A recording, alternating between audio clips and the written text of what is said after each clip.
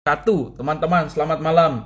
Sabtu malam, tanggal 15 Agustus 2020. Kita malam ini di sesi yang ketiga dari IG Live Series Golden Hour, volume ke-36 bareng salah satu Sri Kandi muda yang berkarir dan berkarya di bidang pendidikan dan tentunya juga sangat inspiratif. Kita akan ngobrol dengan Safira Al-Farisi. Wah, ini adalah sosok calon pemimpin muda yang luar biasa ke depan yang sudah memulai rekam jejaknya melalui organisasi yang juga sangat inspiratif. Nah, siapa Safira? Nanti saya akan memperkenalkan kalau Safira sudah bergabung sesaat lagi bersama kita semua. Nah, jadi 2 hari lagi menuju Indonesia ulang tahun yang ke-75. Tentunya banyak sekali perayaan-perayaan yang sifatnya inspiratif dan juga intellectual basis begitu ya, bahwa kemerdekaan ini harus dirayakan dengan cara-cara yang inspiratif, dengan cara-cara yang bisa saling mengangkat derajat bangsa ini juga lebih baik lagi. Nah, kita masih menunggu Safira untuk bergabung dengan kita semua untuk diskusi dan ngobrol santai selama kurang lebih 1 jam ke depan. Oh, alhamdulillah Safira sudah bergabung. Saya akan segera invite Safira untuk bergabung dengan kita pada malam hari. Kebetulan saya live dari Puncak, Jawa Barat, Bogor. Assalamualaikum, Safira, apa kabar? Waalaikumsalam, baik. Masya Allah, ini pengantin baru, selamat ya, sakinah, mawadah, warohmah, yang terbaik dunia akhirat. Salam nih dan izin sama suaminya ya, diajak ngobrol 1 jam boleh ya, sama Kenza ya. Boleh, Mas. Kebetulan Kenza juga di sini lagi nonton bareng juga. Salam kenal. Insya Allah kita nanti jumpa kalau ada kesempatan. Dan mohon maaf kemarin belum berkesempatan hadir, tapi kehadiran semangat ada di sana. Safira, kita ngobrol-ngobrol santai ya malam ini ya. Saya dari Ya, Puncak boleh. nih. Istri saya juga dengerin. Nah, Pakai filter ya biar lucu, biar kayak milenial. boleh, boleh. Kalau Safira yang pakai filter boleh. Kalau saya yang pakai filter orang kabur. Jadi mendingan Safira aja yang pakai filter. Ya, oke. Baik, Safira sebelum mulai kita ngobrol-ngobrol, saya akan memperkenalkan mungkin walaupun sebagian besar sudah kenal sosok Safira seperti apa, tapi di Golden Hour ini rasa-rasanya perlu saya ulang kembali begitu ya. Nah, malam ini teman-teman kita akan diskusi tentang perjuangan pendidikan dan harapan masa depan. Ya, ini konteksnya luas, tapi kita akan bawa ke konteks yang sedang dilakukan oleh Safira melalui jalur pendidikan. Safira adalah founder dari beasiswa 10.000 dan ini mimpinya Farisa adalah tidak ingin mimpinya Safira, mohon maaf, tidak ingin generasi muda tidak memiliki kesempatan meraih pendidikan sedikit mungkin. Masya Allah ya, insya Allah niat baik ini tidak pernah mendapat kesulitan, akan selalu dimudahkan ke depan. Dan ternyata Safira ini keluarganya banyak, adik-adiknya banyak, ini anak sulung dari 7 bersaudara ya. Nah, nanti kita cerita tentang bagaimana dulu hingga saat ini sebagai pemimpin di organisasi, pemimpin di rumah sebagai kakak paling tua begitu ya. Namun begitu prestasinya Safira ini udah banyak sekali.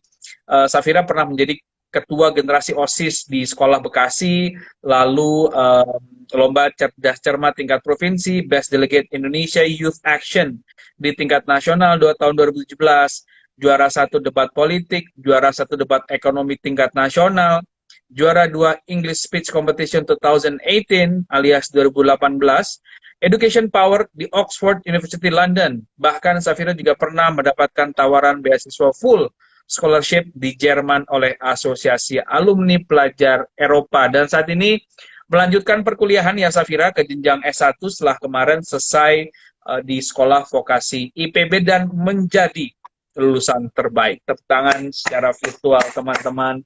Semoga prestasi ini berulang sehingga Safira bisa terus menebar inspirasi dan kebaikan. Nah, yang menarik dari beasiswa 10.000 ini sudah berhasil memberikan bantuan kepada lebih dari 9.000 penerima manfaat dengan total dana lebih dari 1,1 miliar rupiah. Nah, oleh karena itu Safira juga direkomendasikan langsung oleh Pak Prof. Arif Satria ya, Pak Rektor, untuk mendapatkan beasiswa penuh eksistensi di SKPM IPB, Sains Komunikasi dan Pengembangan Masyarakat. Tuh, Perkenalannya aja udah 5 menit sendiri, teman-teman. Gimana ceritanya coba? Safira, kita mulai ngobrol yuk. Kita mulai ngobrol. Kalau boleh tahu, Safira usianya berapa sekarang? Safira sekarang 26. 21, Mas Taufan. Kok 20? Jauh banget ya. 21. Wah, 21. 21. Saya umur 21 belum ngapa-ngapain. Ya. Jadi ini seorang Sri Kandi, ya, pemimpin wanita usia 21 tahun sudah melakukan banyak hal. Apa sih yang bikin Safira terus bergerak tuh? Apa sih tujuannya? Sekarang suami udah punya. Insya Allah nanti harta mengikuti. Ya katanya kalau Amin. sudah menikah, sudah ada suami itu surga, dunia akhirat sudah ada di depan Amin ya. ini. Apa yang dicari gitu? Silakan yuk kita ngobrol santai. Silakan Safira. Ya. Oke, sebelumnya aku mau ngucapin makasih banyak nih kepada Mas Taufan udah kasih Sami-sami. kesempatan sama Safira. Masya Allah teman-teman, Mas Taufan tuh wakil rektor LSPR, orang sibuk, orang hebat, orang luar biasa. Enggak. Luar biasa humble, mau live juga sama Safira yang Terima masih kasih. kayak gini. Kayak makasih ya Mas. Sami-sami. Nanti Sami-sami. Safira juga sharing-sharing, mungkin kalau ada baiknya teman-teman silakan ambil, tapi kalau ada kurangnya nanti Iya, boleh. kita belajar. Fira juga akan Mas Taufan. Insya Allah.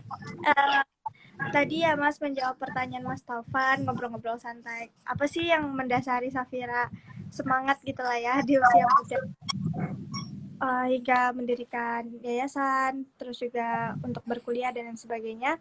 Karena salah satunya adalah perjuangan yang udah Safira rasakan dari dulu Mas Taufan, untuk sekedar bisa sekolah, untuk sekedar bisa beli buku paket, untuk sekedar bisa beli buku LKS dan lain-lain. Karena Safira anak pertama dari 7 bersaudara. Abi Safira bekerja sebagai kuli bangunan dan ibu Safira tuh ibu rumah tangga.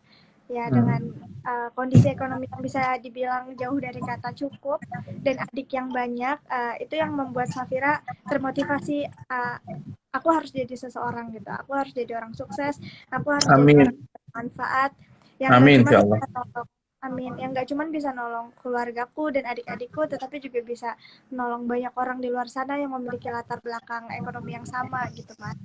Amin, amin. Dan aku percaya bahwa Allah itu kan hakim paling adil ya Mas. Kalau Insya semasa Allah. Amin. mengkontribusikan kebaikan, kita nolong banyak orang, kalau semasa muda kita lakukan hal-hal positif, insya Allah akan balas itu gitu loh di masa Amin, tua. amin. Insya Allah, amin. Amin, dan aku jadi lebih memilih kita capek di masa muda, tapi insya Allah nanti ketika tua tinggal menuai hasilnya kayak gitu. Tuh, sobat muda yang masih rebahan baik, nggak bangun-bangun, jangan terusan rebahannya, ntar nggak bangun lagi. Bangun, ayo bangun. Kalah sama Safira 21 tahun, udah nikah pula, itu jomblo kemana aja? Ya santai ya, kita biar nggak serius-serius. Baik, Safira, kenapa bergerak di jalur pendidikan gitu ya? Isu-isu perjuangan lain kan banyak sekali ya. Ada teman-teman yang berjuang di lingkungan, di kesehatan, dan ya kita bicara skop lingkupnya SDGs lah gitu. Kenapa Safira juga ingin mengambil perannya di pendidikan gitu kan? Bidang-bidang lain juga perlu mendapatkan perhatian gitu misalkan. Apalagi kalau kita bicara pendidikan juga udah banyak sekali lah teman-teman yang memulai inisiasi ini. Lalu kenapa pendidikan lagi, Safira? Ya, pertama Safira terketuk Mas dari salah satu quotes dari Nelson Mandela. Beliau berkata bahwa education is the most powerful we can use to change the world. Nah, kan untuk mengubah dunia gitu. Dan berbagai sektor kemajuannya, parameter utamanya salah satunya fondasinya dari pendidikan gitu.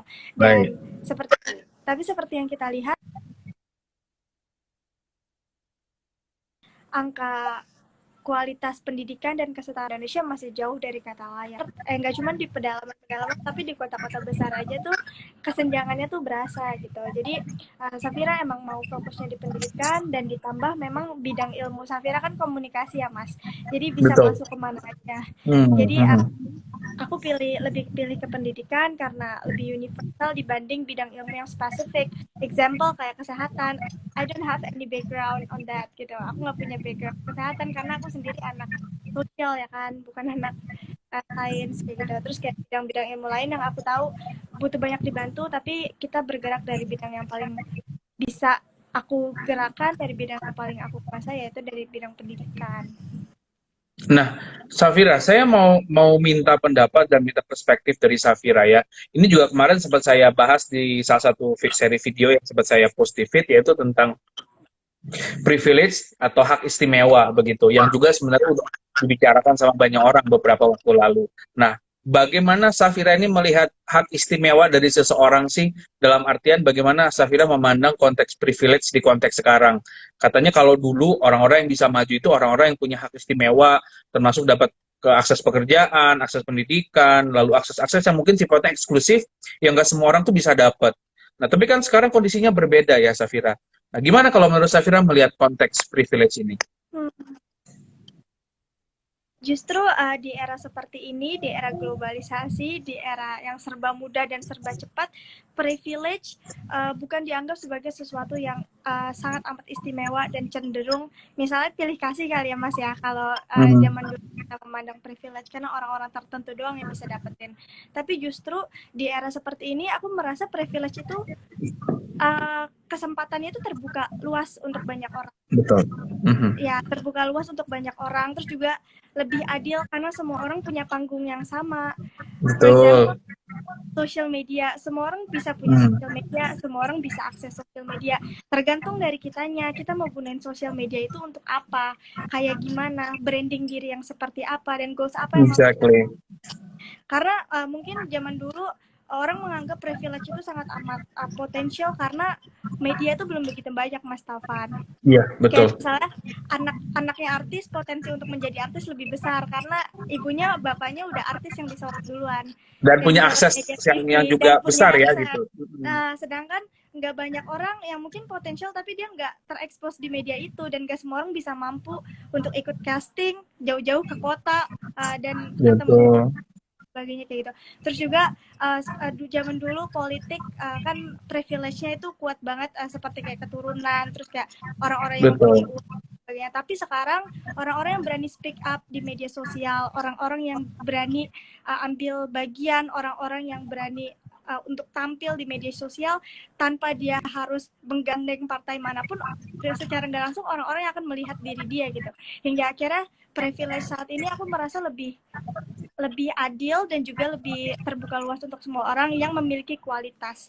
Nah, jadi ini penting banget ya, yang memiliki kualitas. Nah, kalau tadi malam tuh saya bahas ada dua jenis privilege ya, privilege by given, hak istimewa yang memang udah dikasih karena dia anak siapa, dia punya akses dana, punya akses materi dan sebagainya. Tapi yang barusan Safira jelaskan adalah privilege by earn ya. Jadi privilege is earn because you do something ya, dan akhirnya punya tempat di masyarakatnya. Luar biasa Safira, terima kasih jawabannya. Nah, begini, Safira, juga mungkin kita sering dengar narasi ya kalau anak-anak muda tuh yang mengejar prestasi lalu kayaknya nggak pernah capek gitu, atau kita sebutnya dengan golongan high achievers milenial gitu ya.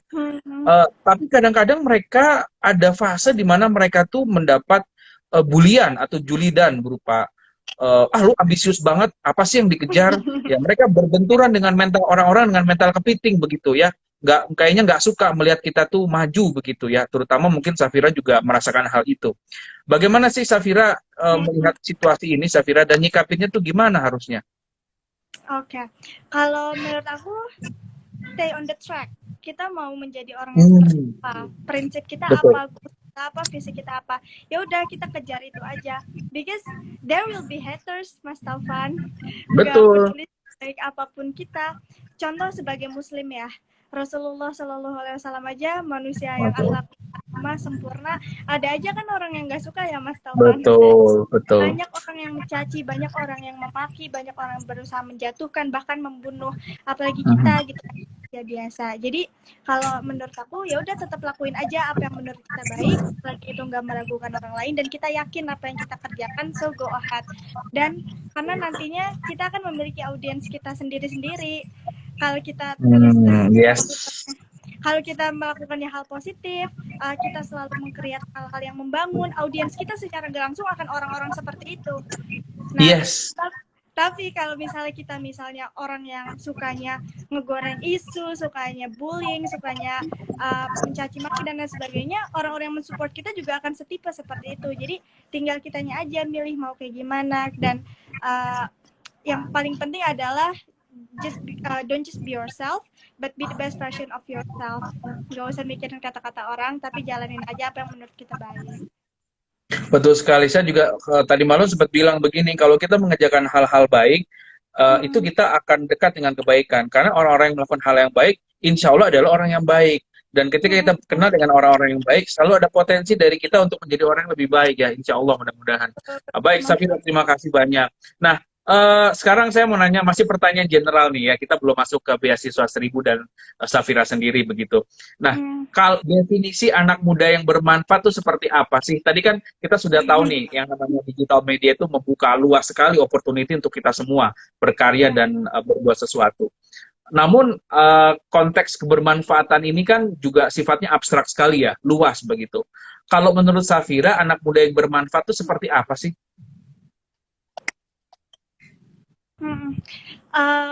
Bermanfaat itu bukan berarti kita harus build something yang wah di usia yang muda, atau bermanfaat itu bukan berarti kita harus dapat pengakuan dari luar teman-teman.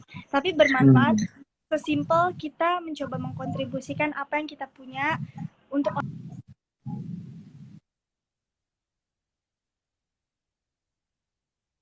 teman. Ya, Safira sempat hilang suaranya. Seperti biasa, this is part of the show. Tapi untuk definisi bisa apa ya, patah-patah. Enggak, udah, sekarang sudah normal. Tadi sudah kembali. Udah, oke, iya. Silakan. Jadi intinya kayak gitu. Ya, ya Safira. Apa-apa ya, ini sinyalnya ke bawah puting beliung. Iya, sinyalnya putus-putus. Ya, sudah. Ya, boleh, silakan. Iya, jadi definisi bermanfaat untuk aku adalah sesimpel kita bisa menolong orang lain dengan apa yang kita punya, dan sesimpel kita bisa membawa perubahan dari apa yang kita kontribusikan. Nggak harus besar, bisa dimulai dari hal yang kecil, nggak harus lingkup nasional or anything, bisa dimulai dari lingkup sekolah kalian, kuliah kalian, atau orang-orang rumah di sekitar kalian kayak gitu. Yang penting sesuai sama bidang ilmu teman-teman itu lebih baik, sesuai sama bidang yang teman-teman sukai atau hobi atau lagi laksanakan itu lebih baik. Dan yang paling penting adalah kita percaya bahwa meskipun sedikit, tapi itu akan berdampak besar gitu loh untuk masyarakat dan untuk negara. Betul, justru yang banyak itu mulainya dari sedikit, yang besar mulainya dari yang kecil gitu ya. Jadi harus mulai dengan langkah yang sederhana.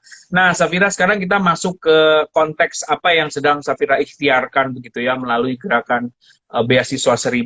Nah, mungkin buat teman-teman yang nanti akan mendengarkan video ini ataupun sekarang tapi belum tahu apa sih beasiswa 10.000 itu, mungkin bisa dijelaskan singkat aja dulu Safira. Apa sih beasiswa 10.000? 10.000 apa 1.000 Safira? Mohon maaf. 10.000, betul. 10.000, kalau 1.000 kedikitan ya. 10.000. Bercanda biar nggak ngantuk ya. Oke, 10.000. Silakan Safira. Istri saya ketawa juga tuh. Ya, silakan Safira. Ini putus lagi nih, Safira. Nah, sudah. Oke, sudah. Silakan. Jadi teman-teman, hanya 8 orang aja pada saat masih kuliah di semester 4. Wow. Semester 4. Berarti usia waktu itu belum 20 sepertinya ya. Dan alhamdulillah di bulan usia 19, baru mau 19 tahun, orang temanku awalnya, dan di 1 bulan pendirian yayasan, alhamdulillah kita bisa open volunteers dengan total pendaftar lebih dari 4.000 orang yang mau. Wow. 4.000 orang yang daftar ya, Masya Allah. Berarti kita tidak kekurangan orang baik dan kita tidak kekurangan volunteer yang baik. Ya, silakan lanjut Safira. Ini masih putus-putus ini. Sepertinya sinyalnya ke bawah. Dan akhirnya kita ya nanti di save IGTV-nya teman-teman, tenang aja. Lanjutin Safira, silakan. Iya, jadi dari 4.000 orang itu kita seleksi, jadi terpilihlah 2.000 orang, Mas Taufan, di 15 Mhm. kota di Indonesia, dan akhirnya kita Oh, menyelenggarakan berbagai kegiatan pendidikan yang positif untuk target anak SD, SMP, SMA, kuliah, daerah perbatasan, renovasi sekolah, dan lain sebagainya. Hingga akhirnya terkumpul total dana yang berhasil kami kumpulkan dan salurkan lebih dari 1,1 miliar rupiah yang dari Masya Allah. kan lebih dari 9.000 penerima manfaat kayak gitu. Nah, Safira, mungkin untuk teman-teman yang saat ini berniat untuk membangun satu inisiasi baik ya, atau mungkin gerakan sosial atau komunitas begitu. Mungkin Safira bisa berbagi suka dan duka dalam membangun gerakan kebaikan seperti ini gitu. Mungkin apa cerita baiknya, apa cerita yang harus dihindari gitu. Dari yang sudah-sudah, apa sih yang poin penting yang bisa di-sharing begitu? Ya, mau sukanya dulu atau dukanya dulu nih Mas Kan? Atau Biasanya kalau teman-teman ngikutin yang udah-udah kita we start with the good news. start with the good news. Oke. Okay. Sukanya yang pasti pertama kita jadi bisa melakukan banyak hal positif dengan wadah yang udah kita bangun. Jadi kalau misalnya teman-teman terbatas ruang geraknya, misalnya teman-teman organisatoris di kampus mau buat banyak gerakan tapi kan birokrasinya panjang ya, Betul. atau banyak hal mungkin teman-teman yang punya alasan sendiri. Jadi teman-teman bisa bangun komunitas yang teman-teman bisa kreasikan ide gila apapun tapi yang bermanfaat dan positif untuk orang banyak. Jadi pertama itu sukanya kita bisa ngelakuin banyak hal dengan wadah atau platform yang kita buat.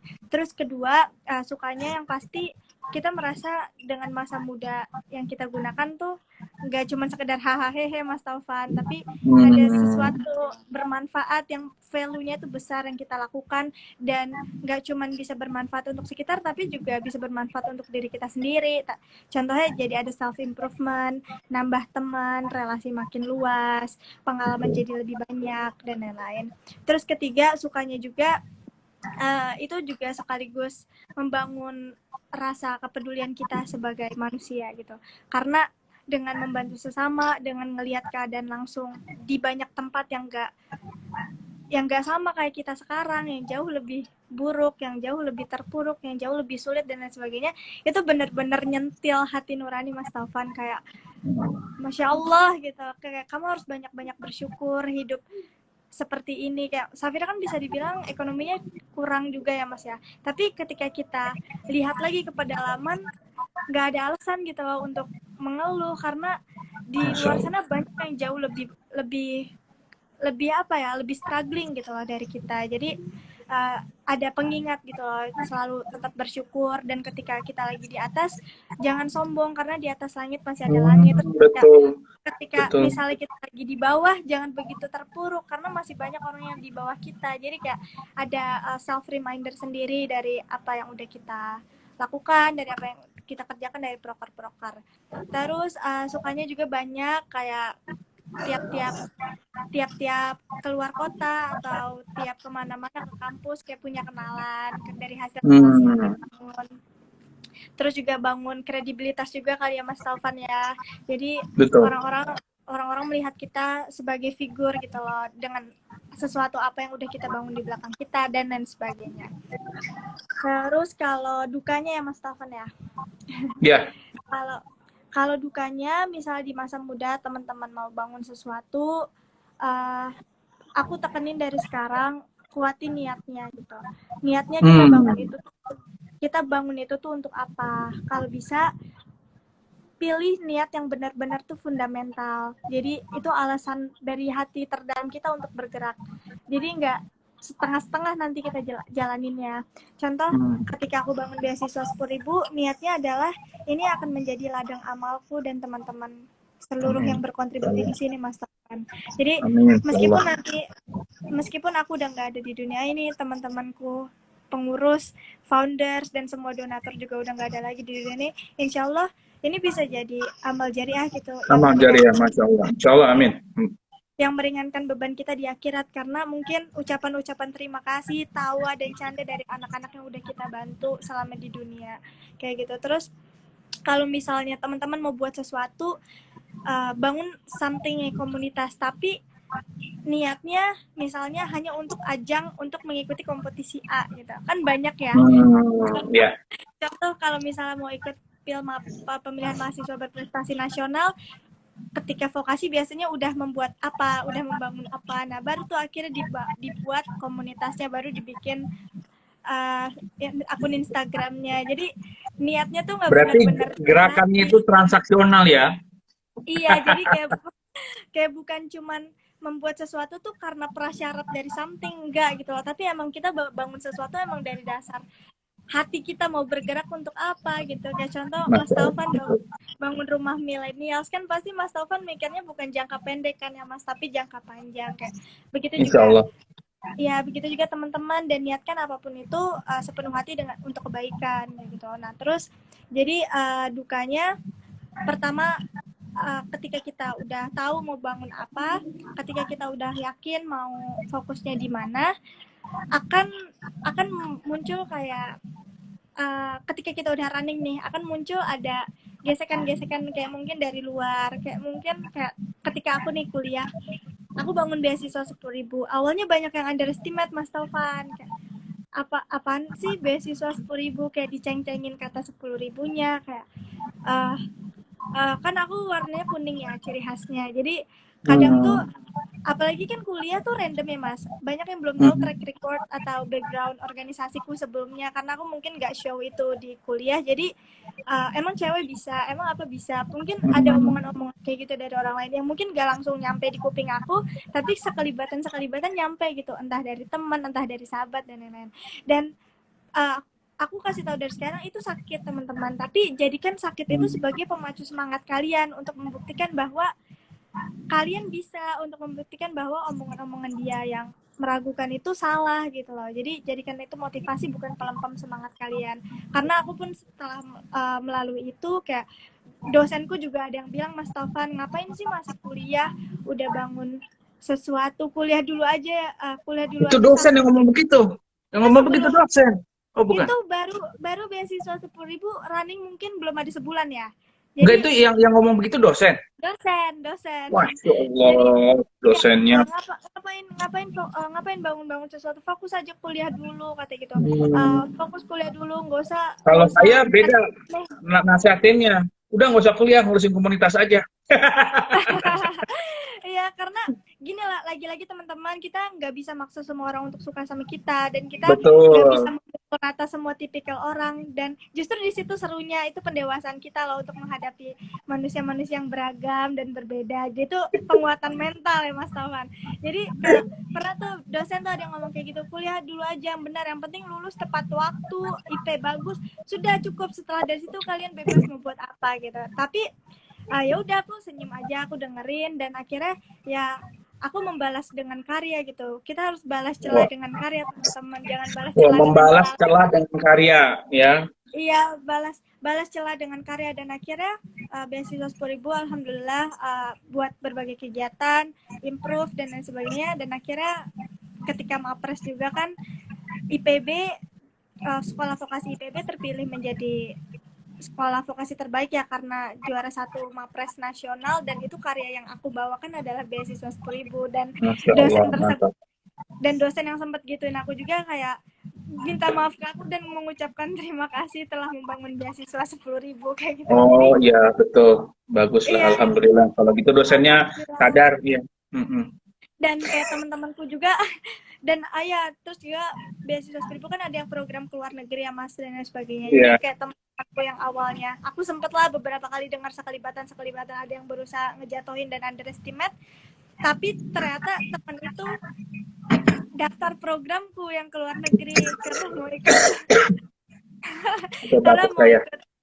karena mau ikut International Youth Summit gratis. Dan ya udah, aku nggak pernah berusaha dengki atau mikirin yang buruk, ya enggak. Cuman ya aku jadi belajar bahwa terkadang omongan-omongan dari orang lain itu di awal tuh bagus Mas Taufan buat memicu semangat kita, justru buat membuktikan kepada mereka kalau kita bisa gitu, dan nantinya apa yang kita lakukan itu bisa membantu mereka juga dan bisa bermanfaat untuk mereka juga kayak gitu. Terus kayak itu suka itu duka ya, itu duka yang pertama, kayak pasti ada omongan-omongan dari luar. Terus kedua, ketika kita mau bangun sesuatu teman-teman, pasti ada hal yang harus kita korbankan. Nah, hal yang aku korbankan adalah di masa muda, pada saat kuliah, aku gak banyak waktu main, Mas Taufan. Gak banyak waktu hangout, gak banyak waktu nongkrong, nonton bioskop, nge-mall, dan lain-lain. Bukan karena aku nggak suka main, bukan karena aku ansos, nggak sama sekali. Aku suka nongkrong, aku suka bersosialisasi, tapi aku tahu waktuku nggak banyak gitu loh Mas Taufan, ketika aku punya impian yang seperti apa. Jadi ketika aku kuliah, aku fokus ngedengerin di dalam kelas itu untuk kuliah, aku catat poin-poin yang penting, aku niatkan untuk belajar. Tapi setelah keluar dari bangku kuliah, ya udah aku di kosan, aku bikin grand design, hari ini mau ngapain, aku bikin timeline, terus malamnya aku rapat sama teman-temanku, itu bisa sampai jam 1, jam 2, jam 3 pagi. Dan paginya jam 7 aku ada kelas, aku tetap bangun subuh, aku tidur lagi kalau emang ngantuk, terus ya udah jam 7 aku bangun. Dan akhirnya faktanya ya Mas Taufan, banyak teman-temanku saksi hidup nih bilang dulu tuh kantong mataku kayak SBY. Gede banget. Saya udah sama nih tuh. Kamu lebih dari Mas Taufan kayaknya pas kayak panda begini dong. Enggak juga ya. Enggak juga. Mas Taufan kayak bener-bener segini terus kayak hitam terus kayak berat. Nah itu kayak wujud kerja keras juga kali ya. Jadi kayak harus ada yang kita korbankan, dan yang aku korbankan adalah waktu main dan juga waktu tidur beberapa. Terus ketiga dukanya adalah kalau ini sinyalnya masih putus-putus. Udah jelas. Udah stabil. Oh ya, stabil. Oke, yang ketiga ini aku lebih ke universal kayak teman-teman, ketika bangun sesuatu, ketika mau merintis apapun, pasti perjalanan tuh nggak mulus-mulus aja. Pasti ada dinamikanya, jatuh bangun. Kadang lagi naik-naik banget, kadang mungkin lagi berat-berat banget. Dan jangan pernah berhenti gitu loh. Jangan pernah berhenti, jangan pernah stop. Ketika teman-teman capek, istirahat sejenak, saling menguatkan dengan tim, dan akhirnya maju lagi. Tapi jangan berhenti gitu, sayang. Karena jangan berhenti, setuju saya. Iya, jangan pernah berhenti gitu, dan belajar dari kesalahan. Ketika kita emang salah, ketika emang kita gagal, evaluasi, introspeksi diri, dan coba lebih baik lagi di kesempatan selanjutnya. Dan yang paling penting adalah kalau kita banyak gagalnya, justru teman-teman percayalah bahwa kegagalan kita itu adalah step kita untuk menuju kesuksesan. Anggap aja itu setiap buah anak tangga ya Mas Taufan untuk mencapai puncak. Dan nggak ada kok orang sukses yang nggak pernah gagal. Justru orang sukses adalah orang yang paling banyak gagal, tapi dia bisa belajar lagi dari kegagalannya yang banyak. Masya Allah, mantul sekali. Nah ini ada sahabat kita Mas Hijrah yang juga Board of Advisor RM. Beliau aktivis Aceh dan bersama istrinya punya namanya Dev Cafe Mbak Disa ya, Mbak Disa Hadanisa. Nanya nih Mas Hijrah, nanya dari mana Safira ini belajar nilai hidup.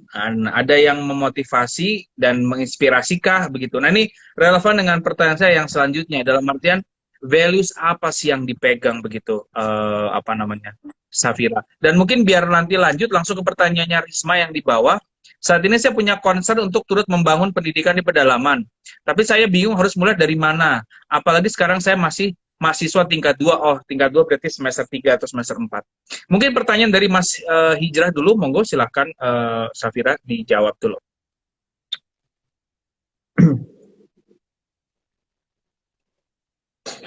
Safira, punten tadi sempat hilang. Nah, sudah. Oke, Mas. Oke, aku jawab dari Mas Heiji dulu Hijrah. Tadi ya. Mas Hijrah, betul. Mas Hijrah. Oke, terima kasih Mas pertanyaannya. Salam kenal juga Mas. Untuk nilai-nilai kehidupan, Safira banyak belajar dari Abi sih. Abi itu ayah ya, berarti ya? Ayah, ya. Ayah. Abi itu ayah Safira.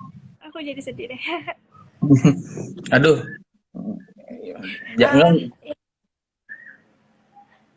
Intinya Abi Safira itu tuh anak broken home gitu, Mas. Dan Hmm. dari kecil Abi udah struggling kayak jualan koran pagi-pagi sama teman-temannya untuk sekedar Hmm. bisa makan hari itu. Terus Abi jualan apapun, ikut sama orang bengkel biar bisa punya uang tambahan dan lain-lain. Dan Abi itu selalu ngajarin bahwa uang tuh bukan segalanya gitu. Harta tuh nggak dibawa mati. Jangan pernah malu ketika kita nggak punya harta gitu. Jangan pernah malu kalau kita Masya miskin Allah. harta. Tapi malulah kalau kita miskin ilmu, dan miskin ilmu bukan Hmm. miskin ilmu dan miskin akhlak, kata Abi. Masya Allah. Karena iya, jadi Abi tuh selalu ngajarin kayak gitu. Abi juga dalam hidup sering bantu orang, tapi Abi juga sering disakitin gitu sama orang. Tapi Abi nggak pernah dendam. Abi selalu ngajarin bahwa nggak apa-apa orang lain jahat sama kita, mending kita aja baik gitu. Hmm. Karena Allah yang maha adil, Allah yang akan balas itu semua. Dan Abi sering sih kasih kajian-kajian, kasih pesan-pesan, kasih cerita-cerita dia ketika hidup dan jadi kalau nilai-nilai Safira memang banyak belajar dari Abi, tapi kalau dalam segi perempuannya, dalam figur wanitanya, Safira mengidolakan sosok istri Rasulullah, Siti Khadijah, yang Masya Allah. Siti Khadijah. kayak menurutku dia adalah definisi wanita sempurna gitu dalam keseluruhan package. Jadi ya kalau misalnya Safira belajar hal perempuan itu seperti apa, kayak perempuan tuh baiknya seperti apa, gimana gimana itu ya dari Siti Khadijah. Jadi itu yang Itu membawa. ngomong-ngomong, istri saya ikut nangis tuh dengerin. Ikut sedih. Aduh, Katanya luar maafkan biasa. Ikut Kak. dengerin, nggak apa-apa. Ayo lo, Mas Hijrah lo, Safiranya nangis lo. Maaf ya Mas Nggak, Ida, nggak aku apa-apa, melo. bagus. Berarti Safira ini orang baik, yang ngomongnya dekat dengan hati ya. Jadi yang keluarnya pun tulus ya, Masya Allah. Silakan Safira, dilanjut nih juga udah mulai banyak yang nanya nih, seru sekali. Dilanjut Safira. Ya, aku respon yang Risma ya. Halo Boleh. Risma, kamu keren. Baru tingkat 2 tapi udah ada niat untuk membangun pendidikan di pedalaman, luar biasa. Kalau kalau saran dari aku, pertama kamu bangun bangun orang bukan bangun ya, apa ya, mengkoneksikan diri dengan orang-orang yang sefrekuensi atau punya niat yang sama. Kamu ajak teman-teman di kampus kamu atau teman-teman rumah kamu atau apapun yang sekiranya punya kemauan yang sama untuk kamu. Biar apa? Biar kamu nanti bisa mengikuti bareng-bareng dan kamu kayak punya supporting system yang bisa membantu untuk mewujudkan itu gitu. Nah, baru ketika udah punya kelompok kecil, kamu rancang stepnya mau ngapain, buat timelinenya kayak jangka pendek, jangka panjang dengan evaluasi rame-rame. Terus untuk referensi, kamu bisa lihat orang-orang lain yang udah pernah melakukan pengabdian masyarakat atau membangun Hmm. pendidikan di daerah pedalaman. Kamu cari pengalamannya dari mereka yang udah pernah, kamu tanya-tanya, kamu sharing-sharing, kamu catat poinnya, dan ya udah, kalau emang kamu niatnya mau melakukan hal kegiatan, menurutku dalam segi cukup. Tapi kalau kamu mau membuat sesuatu yang concernnya di bidang pendidikan untuk pedalaman, kamu lihat komunitas serupa yang pernah melakukan ke sana dan kamu terapkan sistem Hmm. ATM Benchmarking itu. ya. Ya, ATM itu amati, tiru, modifikasi. Dan udah kamu analisis dari keempat poin, SWOT-nya. Strength, weakness, opportunity, dan threat-nya. Itu sih. Kalau saya tambahannya Ya, ATM boleh. ATMG. Apa tuh, Mas?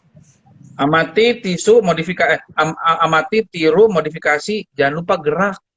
Kalau nggak gerak, nggak Iya, eksekusi, nggak jalan.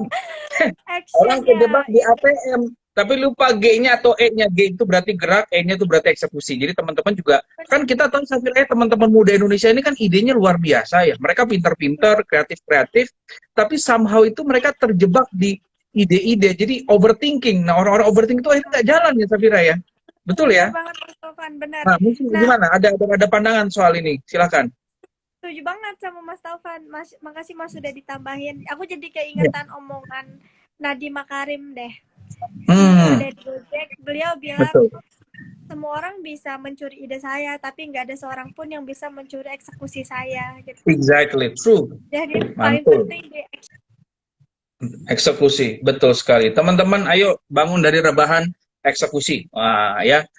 Baik, Safira. Sekarang ada pertanyaan dari Talita. Pengen nanya sama Kak Safira, menurut Kakak lebih baik membangun gerakan atau semangat. komunitas bersama orang terdekat, teman yang sudah lama kita kenal, atau atau bersama dengan orang-orang baru direkrut.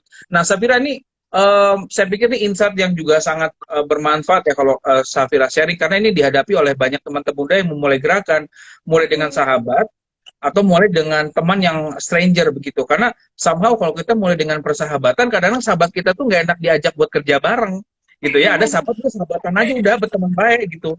Soalnya ntar banyak drama begitu ya Safira ya. Mungkin ada pengalaman Safira, gimana baiknya nih?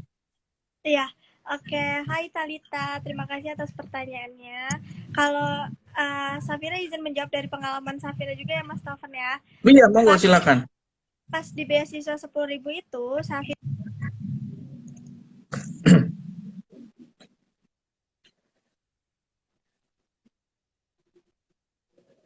Ya, Safira, mohon maaf terputus lagi. dengan total 8 itu adalah saham Safira Rasa. Nah, Ya. terputus ya. Founder awalnya atau pendiri awalnya itu 8 orang yang Mhm. semuanya itu sahabat-sahabat terdekat Safira yang Safira punya potensi Mas Taufan. Wow. Nah, itu gabungan dari sahabat SD, sahabat dari TK, sahabat OSIS SMP, sahabat Wow. karib ya dan lain-lain. Jadi cabutan gitu. Dan yang Hmm. Safira ajak itu tuh nggak cuma sekedar dekat sahabat dan orang dekat gitu, tapi Safira yakin ketika Safira menempatkan dia di bidang ini dia bisa maksimal di sini gitu. Nah, jadi untuk menjawab pertanyaan Talita, ketika membangun di awal banget, fondasi awalnya nih untuk pilar-pilar penyangga, aku saranin sih dari sahabat terdekat yang Talita tempatkan dia berdasarkan bidang yang dia kuasai. Baik. Jadi unsur trust itu penting sekali ya. Orang-orang Ya, yang memang dekat secara emosional sama kita, kita plot di memang pilar-pilar terkuat organisasi kita, begitu ya, Safira ya. ya. Dan Talita meskipun udah pilih orang terdekat, tapi beri dia kepercayaan penuh di bidang yang emang dia sukai dan dia kuasai kayak gitu. Jadi banget. dia bisa all out di sana. Mungkin ketika kita udah rekrut sahabat-sahabat terdekat tapi nggak jalan karena dia nggak enjoy di sana atau dia ngerasa dia nggak maksimal di bidang yang dia kerjakan. Nah itu ini pentingnya juga nih bagi Talita ketika Talita menjadi founder atau menjadi ketua untuk menempatkan orang sesuai dengan porsinya kayak gitu.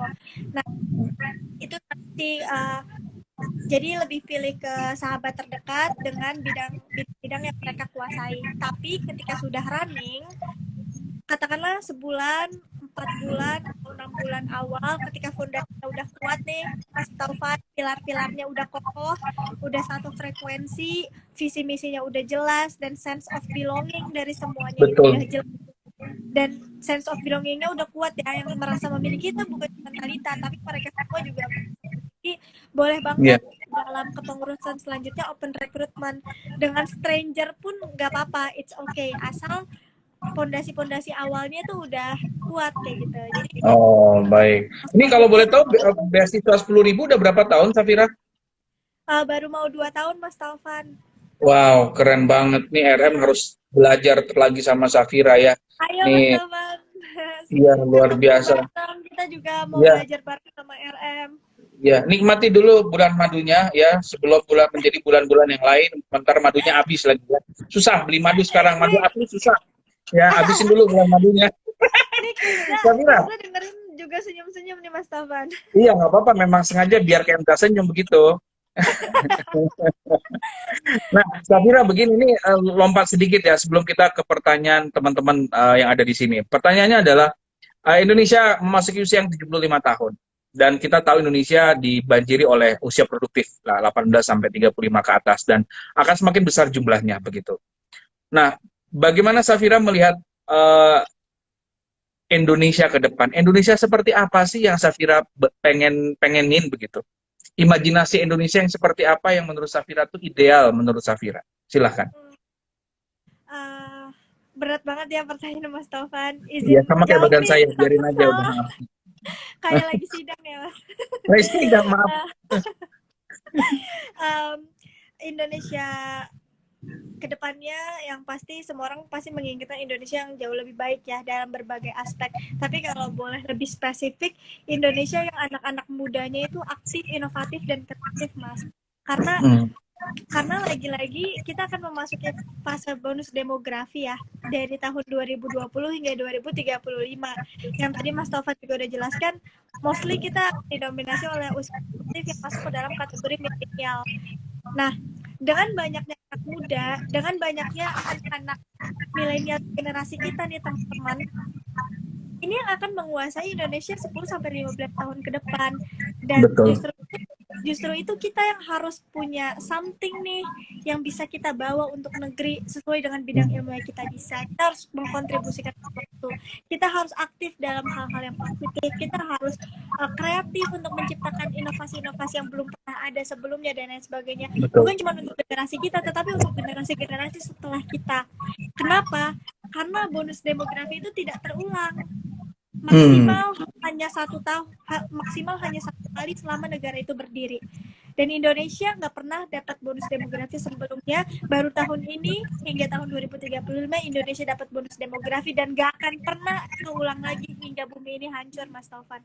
Jadi kita berperan penting banget teman-teman. Kita sebagai generasi muda berperan penting banget untuk generasi kedepannya gitu. Jadi ayo dong gitu anak-anak muda yang bisa aku harapkan kita semangat belajar, kita semangat amalin ilmu yang udah kita pelajari, kita semangat sinergi, kita semangat menciptakan hal-hal positif, kita semangat untuk saling mensupport, membangun, bukan saling menjatuhkan kayak gitu. Dan aku juga sekarang melihat anak muda terlena banget ya Mas sama banyaknya aplikasi mungkin kayak Ya, distraksi ya, banyak gangguan lah, begitu banyak ya. sekali gangguan. Contoh nih ya Mas Taufan, ketika anak muda bikin video membangun negeri, ketika anak muda bikin video motivasi yang sebenarnya pesannya itu bagus banget dan dia share di YouTube atau di sosial media, viewersnya bisa mungkin besar tapi nggak sebesar viewers anak-anak muda yang joget-joget dan share ke TikTok gitu loh. Ya, Jadi betul.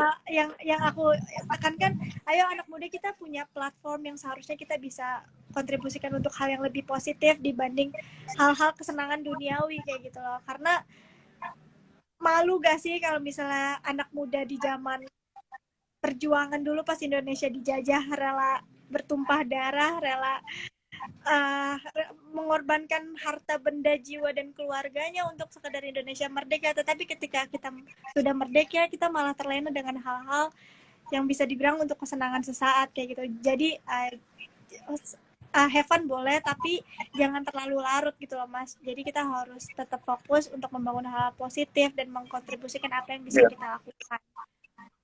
Ya, saya setuju banget sama Safira ya. Jadi jelas Indonesia saat ini butuh generasi muda yang terdidik untuk turut mendidik begitu, bergerak melalui berbagai inisiatif baru begitu ya. Dan ini memang kampanye yang harus terus digaungkan. Jadi kita lebih banyak teman-teman muda yang memang tidak hanya pintar untuk dirinya sendiri, tapi mengajak orang lain untuk berbuat hal-hal baik begitu ya. Jadi insya Allah Vira ini akan jadi ikhtiar kita bersama ya. Dan karena ini kerja keroyokan, kerja gotong royong dan tidak bisa diselesaikan dengan waktu yang singkat begitu. Cuma kita optimis ya Indonesia pasti akan lepas landas dan akan besar ke depan. Nah, lalu kalau ditanya Safira punya mentor nggak sih Safira? Siapa mentornya kalau boleh tahu? Safira kalau mentor yang benar-benar mentor ya keseharian mungkin aku bisa bilang abiku sih kayak secara nggak langsung. Salam buat abinya ya dari saya ya. Ya, terima kasih Mas Taufan. Kayak insight-insight yang Abi kasih itu mungkin sebagai anak, aku kan kadang nggak setujunya gitu ya Mas, atau kadang debat ngeyel. Tapi ngeyel betul, tapi ketika udah dilaksanain jadi kepikiran oh bener ya ternyata yang dikasih tahu sama Abi gitu. Jadi banyak pembuktian yang sempat aku debatin tapi ternyata itu terlaksana. Jadi aku merasa Abiku memberikan banyak insight untuk kehidupan. Jadi dalam real life-nya Abiku, tetapi kalau dalam segi komunikasi Safira pernah dimentori oleh Pak Jamil Azaini, kalau Mas Taufan Oke, kenal. Jamil, ya, oke, Jamil, saya kenal, alhamdulillah sama kayak Amin Jamil. ya dipanggilnya. Iya, Pak Jamil Azaini ketika persiapan Mapres dari Ristek Dikti juga beberapa kali ketemu beliau dan memang luar biasa gitu. Jadi meskipun nggak banyak pertemuannya tapi ngena gitu ke hati yang membekas, insya Allah sampai ke depannya gitu tetap terapin nilai-nilai yang udah dikasih tahu. Nah, oke, baik. Nah, Safira, ini mungkin Mas kita masih ada 9 menit lagi. Ada pertanyaan bagus nih dari Aminah ya. Nah, ini soal time management, Safira. Aku mau tanya bagaimana caranya mengatur waktu untuk bisa aktif di organisasi dan bisa berprestasi tanpa mengesampingkan kelas kuliah. Nah, ini life hacks ya, selama kuliah. Untuk atur waktu gimana, Safira? Simpelnya dari aku, live in the moment. Teman-teman ketika emang lagi di dalam kelas, fokuskan pikiran, semua niat, hati, gerakan, dan lain-lain itu yang untuk belajar gitu. Niatkan untuk kuliah, jangan ketika kuliah malah main handphone, jangan ketika kuliah malah ngobrol dan sebagainya. Jadi benar-benar fokusin untuk belajar gitu, dan jangan lupa niatnya dari awal emang mau nimba ilmu. Jadi ketika kita lihat dosen, ketika kita lihat guru, kita niatnya mau nimba ilmu, jadi insya Allah ilmu yang lebih masuk tuh juga lebih mudah dan jadi berkah kayak gitu. Terus ketika emang udah di luar kelas, ketika lagi main ya udah, jangan mikirin kuliah, jangan mikirin pelajaran, tapi have fun aja main, have fun lakuin kegiatan yang buat refreshing dan lain-lain tanpa harus pikirin hal-hal lain. Jadi apa yang kita lakuin ya udah fokus kita untuk hal itu pada saat itu gitu. Dan tips yang kedua adalah bikin timetable. Jadi teman-teman misalnya per hari tuh, hari ini tuh mau ngelakuin apa sih, kalau misalnya ada deadline penting itu di remind dari jauh-jauh hari yang harus dikerjain hari ini. Terus challenge diri teman-teman, kalau misalnya selesai dapat reward apa untuk diri teman-teman, tapi kalau misalnya nggak selesai ada punishment apa dari diri teman-teman sendiri, biar kita tuh terlatih jadi disiplin, karena kalau bukan dari kita sendiri siapa kan yang mau terus-terusan ngelimain kita. Terus habis itu bikin plan jangka pendek, jangka menengah, sama jangka panjang untuk hal yang mau teman-teman capai. Dan ya udah, jangan lupa evaluasi. Terus juga setiap sebelum tidur kerjain hal-hal yang emang hari itu emang harus dikerjain, mau itu sampai malam banget ya udah kerjain aja gitu, biar Jangan nunda intinya ya, Safira ya. Kalau saya pakai daily, jangan nunda ya. Jangan nunda, karena kalau yang aku belajar juga ya Mas Taufan, kebanyakan orang-orang top dunia, orang-orang super kaya di dunia, dia punya disiplin yang luar biasa gitu teman-teman. Dan dia keras sama diri dia sendiri gitu, dia tegas sama diri dia sendiri, dia punya disiplin yang tinggi dengan diri saya sendiri. Bahkan dari salah satu pidato orang terkaya di dunia, dia bilang, saya bukan orang yang disiplin katanya, saya sangat disiplin katanya kayak gitu. Jadi not just disiplin, but extraordinary disiplin ya. Iya, not just disiplin. Jadi salah satu kunci memang selain kita udah punya time management yang udah kita schedulein, ya kita harus tegas sama apa yang udah kita buat gitu. Dan itu pengingatnya bisa dari diri kita sendiri sih, itu teman-teman mungkin yang bisa diambil. Dan pada kenyataannya ya, tapi Mas Taufan, pada kenyataannya manusia kan kadang lalai ya, kadang bisa capek, kadang up and down lah, ada fasenya ya. Up and down. Aku pun kayak gitu teman-teman, kadang kayak ngerasa udah wah reward banget, istirahat dulu deh bentar, dan itu nggak apa-apa, take a break, itu bagus untuk diri teman-teman. Jangan terlalu diforsir, jangan terlalu dipaksain, tetapi bertanggung jawab sama apa yang emang harus teman-teman kerjakan gitu. Oke, Safira, ini ada kurang lebih 6 menit terakhir, 2 menit saya mau tanya pertanyaan yang saya izin dulu nih sama suaminya, boleh nggak saya nanya ini, dan saya juga mau nanya sama Safira juga, karena begini Safira, ini saya kepo aja, ini nggak ada di list pertanyaan ya, tapi saya berusaha ngebling begitu, biar ini untuk sobat baperku malam ini ya, coba dengarkan pertanyaan saya Safira kali ini ya. Pertanyaannya adalah begini Safira, ketika mungkin begini, 8 dari 10 anak muda yang saya kenal berprestasi, berambisi, dan high achiever. Kalau ditanya kapan nikah, bodoh amat, nanti aja dah, umur 30 kayak, umur 35 kayak, yang penting karir dulu, bagian orang tua dulu. Ya udah, nikah tuh nanti aja lah, jodoh kan gak kemana, wede. Sampai 45 kan nikah gitu. Nah, ini saya 21 tahun begitu. berprestasinya, potensi suksesnya luar biasa.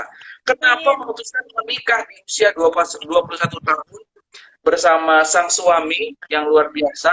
Apa sih pesannya begitu? Nah, ini teman-teman nggak boleh baper ya yang dengerin jawaban Safira ya. Kalau baper langsung nikah aja gitu. Karena Safira ini bisa jadi ini trendsetter baru. Capek kuliah udah nikah aja, Kak Safira aja nikah gitu kan. Nah, gitu. Nah, ayo. Ayo, Safira. Ini nggak ada di list pertanyaan. Aduh, Silakan. Mas Toman. Wah, pertanyaannya bikin deg-degan. Silakan. Teman aku izin jawab ya. Aku juga masih belajar. 2 menit aja. Ya, dan ini bisa dibilang juga langkah yang nggak banyak dilakuin orang-orang, dan aku pun baru sedang menjalani, dan semoga insya Allah dipermudah dalam prosesnya. Amin, insya Allah. Simpelnya dari aku, menikah adalah menyempurnakan separuh agama ya Mas Taufan. Dan menikah itu adalah ibadah yang paling lama dan paling banyak pahalanya, karena prosesnya itu yang panjang gitu. Dan apalagi sih tugas kita sebagai manusia kalau bukan karena beribadah untuk Allah, kan harta nggak dibawa mati, prestasi nggak akan ditanyain di alam kubur, malaikat di dalam kubur nggak akan pernah nanya IP kita berapa penghargaan yang kita dapat, udah berapa ratus seminar yang kita isi dan sebagainya. Ya lagi-lagi yang ditanyakan adalah amal ibadah kita gitu loh, itu yang bisa kita bawa. Dan ya udah, janji Allah kan nggak pernah ingkar janji Allah. Barang siapa yang memang melaksanakan perintah Allah akan mempermudah dalam prosesnya kayak gitu. Dan salah satunya perintah Allah ketika kita udah masuk di usia yang bujang, kita udah dimasuki usia akil balik, segerakanlah menikah. Jika kalian miskin, maka Allah akan mampukan. Amin. Dan jangan takut.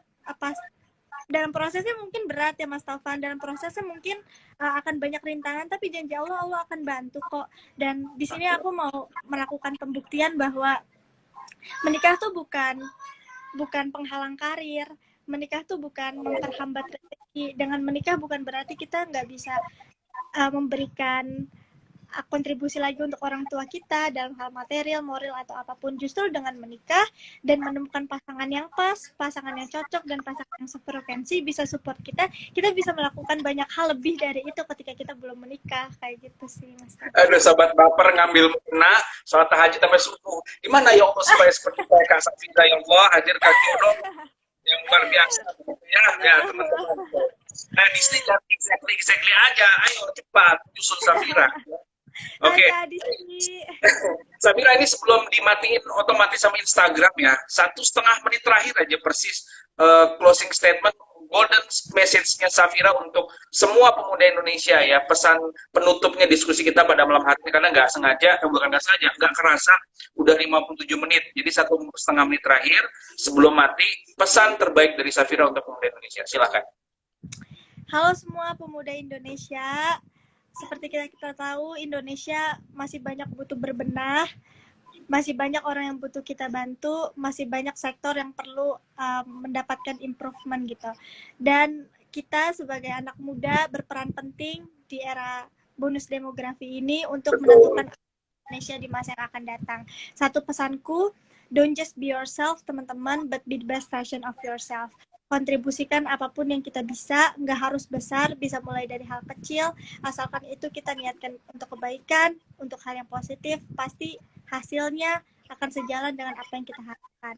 Dan juga kalau teman-teman mau sukses, niatkan itu untuk sesuatu yang baik, mulai dulu aja, jangan takut gagal, karena gagal itu pasti. Dan kalau kata Khairil Tanjung, semua orang punya jatah gagal, habiskan jatah gagalmu di masa muda. Semangat semuanya, kita pasti bisa. Dan jangan khawatir, kau akan ketemu jodohmu pada waktunya. Masya Allah. Aduh, iya benar-benar. Masya Allah. Oke. Sama-sama, seru banget ya Safira. Terima kasih banyak sudah berbagi waktu ilmu inspirasi pada malam hari ini. Salam hangat juga untuk suami tercinta Kenza. Ya insya Allah kita bertemu nanti dalam waktu dekat.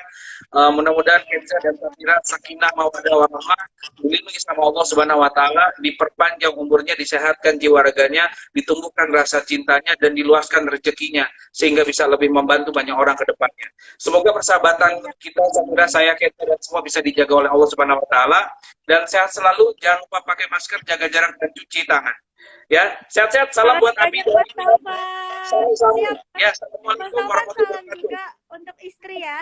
Oh iya, tuh salam balik, dadah katanya. Ya, assalamualaikum Safira, Ya. makasih banyak. Makasih Mas Assalamualaikum. Taufan. Terima kasih. Makasih teman-teman Sama-sama. yang udah nonton. Terima kasih Waalaikumsalam. teman-teman yang bertahan. Dadah, bye.